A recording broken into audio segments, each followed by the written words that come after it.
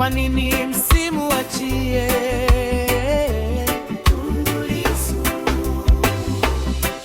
Kwa mujibu wa katiba alitakiwa kuhukumiwa kwa uchunguzi wa ndani ya miezi 6, lakini sasa ameshamaliza mwaka.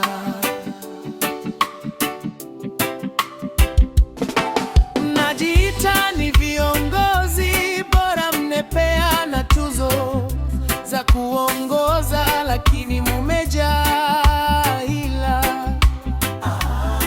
Utawala huu umeingia kwenye historia ya kuwatesa na kuwaonea mnaosema mnawatumikia. Zimesikika sauti zikisema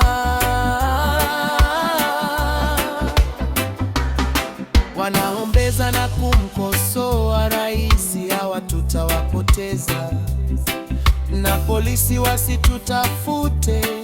Mimi ninawakumbusha uzima wa mtu wa umo kwenye wingi wa mali mnazojikusanyia.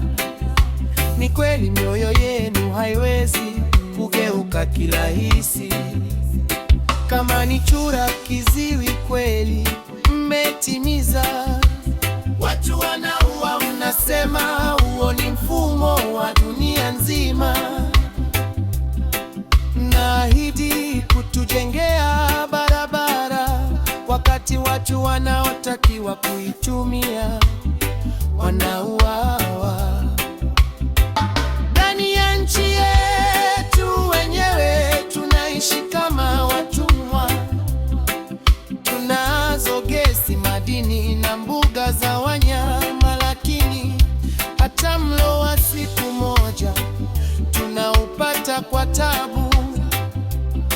Ni nani asiyejua kuwa kila atakayewapinga lazima atapitia magumu? Kama mlipanga kumdhalilisha mzee wa watu, sasa inatosha. Tundu Lissu, mwacheni